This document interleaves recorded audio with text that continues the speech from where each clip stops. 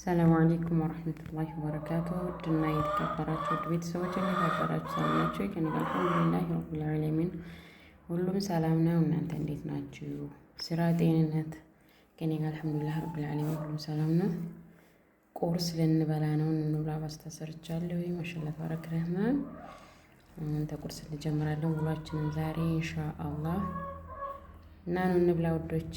ላይክ፣ ሼር፣ ሰብስክራይብ ያደረጋችሁ አበረታቱ። ለምታበረታቱ ልጆች ደግሞ ጀዛኩሙላሁ ኸይረን ከልብ አመሰግናለሁ ውዶቼ። ኢንሻአላህ ባላ ፍቃድ ሁሌን ይዤ እመጣለሁ ዛሬ ማለት ነው። እሺ ውድ ቤተሰቦቼ ገበያ ሄጄ መጣሁኝ። እስቲ እንግዲህ የገበያውን ድባብ ላሳያችሁ ብዬ ነው። ሀቂቃ ያው ኑሮ ተወዷል።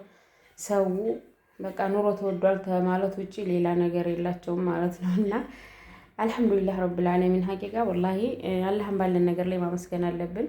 እኔ እንደራሴ እንግዲህ እኔ ኑሮ የዛን ያክል የተወደደ አይመስለኝም። እንደ ወደዱም ደግሞ የምንገዛውን ነገር ነው ማሰብ ያለባቸው። አሁን እንግዲህ እኔ ሁሉም ነገር የገዛሁት ይሄ የሽሮ የበርበሬ ቅመም ነው የገበየሁትን ነግራችኋለሁ። ይሄ ቅመም 1150 ብር ነው የፈጀው። ይሄ ደግሞ የገበየሁትኝ 1200 ብር ነው። ይቺ ሁሏንም ኩዳሩን ማለት ነው። እንግዲህ ስንት ነው የሚሆነው እናንተ አስቡት። በሪያል ማለት ነው 100 ሪያል ወይ 120 ሪያል ወይ 130 ሪያል ነው ቢሆን እንግዲህ 1000 ብር በኢትዮጵያ ማለት ነው። ታዲያ 1000 ብር በ100 ብር ይሄን ያክል ይገኛል ሳውዲ? አይገኝም ሀቂቃ። እንግዲህ አሁን ይሄን ዋጋውን ሁሉንም እነግራችኋለሁኝ። ግን አልሐምዱሊላህ ብለን ጌታችንን ብናመሰግነው ጥሩ ነው። ከሁሉም በላይ ደግሞ ሰላም ይበልጣል። አላህ ሱብሃነሁ ወተዓላ የሀገራችንን ሰላም አላህ ይመልስልን። ሰላም ነው እንጂ አጣ ነው ሀቂቃ የምንበለው የምንጠጣው አላጣንም ማለት ነው። ግን ሰላም የለንም። ይህም ደግሞ የራሳችን ወንጀል ነው። ይሄ ሽንኩርት 200 ብር ነው የገዛሁት፣ ቀዩ ሽንኩርት ማለት ነው። ነጯን ሽንኩርት ደግሞ 50 ብር። ይሄ ደግሞ ምንድነው የሚባለው ሳውዲ መንደሪና ወይም ደግሞ መንደሪና በእኛ ነው ዩሱፍ ነው መሰለኝ የሚባለው። ይሄንን 100 ብር ነው የገዛሁት። ይችል ሎሚ 10 ብር። ይሄን በቆሎ 100 ብር ነው የገዛሁት። ይሄን ነገራችኋለሁ። የሽሮ የበርበሬ ቅመም ነው 1150 ብር ነው የገዛሁት። እዚህ ጋር ደግሞ ቲማቲም 100 ብር። እቺ ሚጥሚጣ አንድ ሎ ሚጥሚጣ ናት 30 ብር። እዛ ጋር ደግሞ ካሮት አለ። ካሮት 30 ብር። ቀይ ስር 50 ብር። ድንች 100 ብር። ይቺ ቃሪያ አሁንም ደግሞ ለፍርፍር ለምናምን ብዬ 30 ብር። ይቺ ወይራ ደግሞ እኔ መፍለጥ እንትን ስለሚለኝ ደቀቅ ያለው ነው የምገዛው። ይሄ ደግሞ 30 ብር። እንግዲህ አላህ ያሳያችሁ።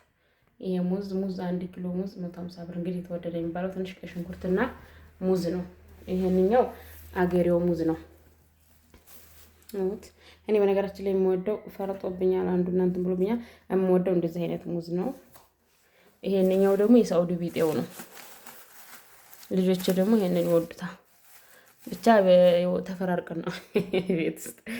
ይሄኛውን እወደዋለሁ። እኔ ያበሻው ሙዝ ነው በጣም ነው የምወደው። ይሄኛው ደግሞ የሳውዲ አይነት ነው። የፈረንጅ ሙዝ ነው የሚሉት፣ የውጭው ይሉታል። ይሄ ኪሎ 150 ብር። ይችኛዋ 6 የ100 ብር ነው። ዛሬ ትንሽ ተወደደ የሚባለው እንግዲህ ሙዝና ቀይ ሽንኩርት ነው እንደኔ ማለት ነው። ይሄ ደግሞ 30 ብር። ይሄንን 30 ብር ጥቅል ጎመን። እኔ ይሄን በአጠቃላይ ዛሬ ነው የገዛሁት። ይሄን ገበያ 1200 ብር። ይሄ በአጠቃላይ ሁለቱም ስንት ነው የሚሆነው? 1150 እና 1200 ብር ደምሩት 2350 ብር መሰለኝ። እና እንደዛ ነው። ይሄ ታዲያ አሁን እስቲ እናንተ አስቦት በ200 ሪያል ሀቂቃ ሳውዲ የሚገዛው ለራሱ ሁሉም ነገር ውድ ነው። ጥንጥዬ ቋጠሮ በነጭ እንትን ቋጠሮ አድርገው የሚመጣት ሽንኩርት ትንሽዬ ናት፣ ነጭ ሽንኩርቷ ማለት ነው። እሷን ስንት ነው? 15 ሪያል እንደዛ መሰለኝ፣ 10 ሪያል እንደዛ መስለኛል በፊት። እንግዲህ አሁን የተመጣው ዞሮ አመት ሊሆነኝ ነው ማለት ነው። እና እኔ በራሴ አልሐምዱሊላህ ረብል ዓለሚን እንደዚህ ይዘን ያክል ኑሮ ውድ ነው፣ ውድ ነው። እህል ደግሞ ርካሽ ነው። እህል አልተወደደም። በርበሬ ራሱ ባለፈው ነግሬያችኋለሁኝ። 1 ኪሎ በርበሬ 850 ብር ነው ብያችኋለሁኝ። በፊት 6ም እንደዛ ነበር። አሁን ትንሽ ጨመር አድርጓል። ግን ሰው ላኢላሃ ኢላላህ ባጃጅ ከተማ ከዚህ ተቀራሮ ከተማ ገበያ ስንሄድ 50 ብር ነው የሚሉን ማለት ነው። ተወዷል እኮ ተወዷል። ላኢላሀ ኢላላህ አላህን ብናመሰግነው ግን ጥሩ ነው። የዛን ያክል እንደዚህ ኑሮ ተወዷል ተብሎ እንትን የሚል አይደለም። እንደው የቀበጥሎት ሞት አይገኝም የሚባለው ተረት እንደ ነገርዬ ጫውጫው ነው የሚለው። ምን እንደሆነ ሳላቅ ዝም ብዬ ገዝቼ መጣሁ። ይጣፍጣል ሲሉኝ ማለት ነው። ይጣፍጣል ስላቸው አወዳሉኝ። ጫውጫው ነው የሚለው። ምንድነው ስሙ? ሲጣፉልኝ ኮሜንት ስሙ ምንድነው? ሰውዬ ሩቃ ነው ምንድነው? ሩቃ ምድርሽ ምንድነው ይሉታል? ይወደው ይሰም ተወደደው ጥሩ ነው። ልጅ ይወደዋል አሉ። ግን ይሄን 20 ብር ነው የገዛሁት። ጫውጫው ነው አሉ የሚለው እና ውድ ቤተሰቦቼ የዛሬ ቪዲዮ ይሄንን ይመስላል። ያለ የገበየው ነገር ላሳያችሁ። ይሄን አልነገርኳችሁም። ይሄ ሰላጣ 30 ብር ነው የገዛሁት። ይሄ ደግሞ ቅመም ለወቅጥበት ነው አዝማሪኖ። እቺንም 30 ብር ነው የገዛኋት። በሶብላ ደግሞ በሶብላ ቦታ ላለሱ ደጅ መዝራት ይቻላል ሲጀመር። እቺንም 20 ብር ነው የገዛኋት። እንግዲህ ይሄንን ይመስላል ውድ ቤተሰቦቼ። ያው ፍርዱን ለእናንተ እናንተ ሲያስቡት የዛን ያክል ኑሮ ውድ ነው ስታስቡት አይደለም። እኔ ኑሮ ውድ ነው ብዬ አልልም። የምር የዚህን ያክል ሁሉም ነገር ይህንን ያክል ይዛችሁ ሄዳችሁ በአንድ ሺህ ምናምን ብር ገቢታችሁ ተመጣችሁ። ያው በእርግጥ ገቢ ለሌለው ሰው ነው ትንሽ ከበድ የሚለው። ገቢ ለሌለው ሰው ይህን 1000 ብር ከየት ያመጣዋል? ገቢ ላለው ሰው ግን የዛን ያክል ውድ ነው የሚባለው አይደለም። እንደዚህ ኑሮ ማለት ነው።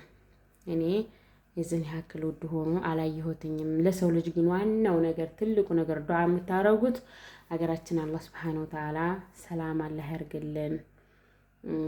በቃ የራሳችን ወንጀል ነው ይሄም ደግሞ ብዬ የማምነው እኔ የሰው ልጅ አላህን መለመን ትቶ ወደ ሌላ ነገር ነው አሁን ላይ ማለት ነው ያለው። አላህ የራሳችን በራሳችን ወንጀል ነው ይሄን ሁሉ አባላ የሚያመጣብን። እሱ ደግሞ የሚወዳቸው በዛ ልክ ባሮች አሉት። እነሱን እያየ አላህ Subhanahu Wa Ta'ala ይዘንልን። እሱ አዛኝ ጌታ ነው። አሁን ላይ ህዝቡ በቃ አላህን መለመን ትቶ ወደ ጫት ሆኗል። ጫትም ደግሞ ዱዓ የሚያደርጉት ደግሞ በጫትም አላህ የሚለመን የሚመስላቸውም አሉ። ያሁን ትውልድ እኔ እንጃ ብቻ ሀቂቃ በጣም ግራ የተጋባው ትውልድ ነው።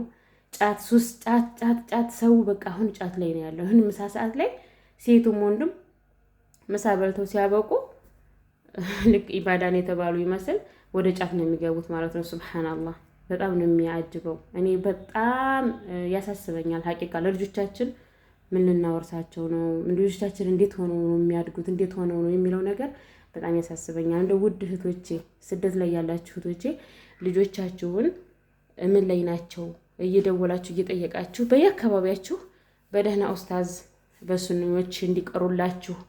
ይሄ ዱንያ ወላሂ ያላፊ ጠፊ ነው። ዋናው አኼራችን ነው። ግን ያሁን ትውልድ አኼራውን የሚይዝ ትውልድ አይደለም። ምንድነው ተናት አባቱ የሚወርሰው ጫት ነው። አሁን ላይ ጫት መስጊድ ሰግደው ሲወጡ ጫት ነው ይዘው የሚገቡት ወደ ቤታቸው። ሱሪያቸውን አሳጥረው ጺማቸውን አስረዝመው ስተዋቸው ጫት እንደዚህ ሸጉጠው ሲሄዱ ሀቂቃ ከዚህ በላይ የሚያሳፍር ነገር የለም። በጣም ነው የሚያሳፍረው። እኔ የምፈራው ለልጆቻችን አላህ Subhanahu Wa Ta'ala መጨረሻችንን አላህ ያሳምርልን።